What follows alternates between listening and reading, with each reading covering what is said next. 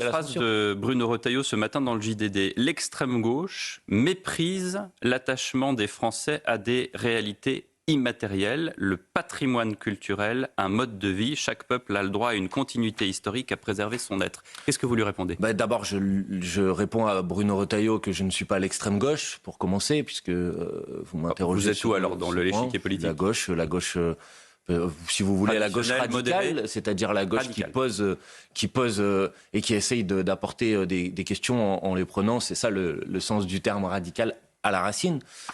Pour le reste, Bruno Retailleau a une vision de la culture française qui est une vision qui ne correspond pas à la réalité de la culture française. Est-ce qu'il existe une culture française, selon vous ? Mais évidemment qu'il existe une culture française qui est le résultat d'une forme de créolisation. La France, elle n'est pas figée dans une culture ou dans une identité qui n'aurait pas bougé depuis des siècles et des siècles, contrairement à ce qu'essaye de nous faire croire Bruno Retailleau. La culture française est le résultat de cette créolisation, le résultat de ce mélange aussi des cultures, et c'est une bonne chose. Mais est-ce que, cette culture française, il faut selon vous la préserver ?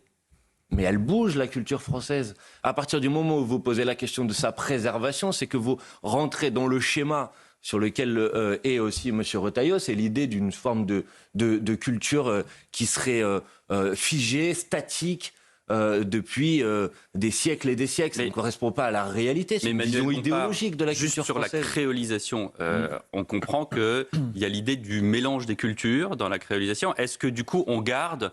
je ne sais pas moi, les Mérovingiens, les Carolingiens, le siècle des Lumières, etc. Ou est-ce que, ou est-ce que c'est comme le dit Jean-Luc Mélenchon, le grand remplacement ? Donc on oublie plutôt cette partie-là. Monsieur, je vous pose la question. Jean-Luc Mélenchon n'a pas dit ça. Ne lui faites pas dire ce qu'il n'a pas dit.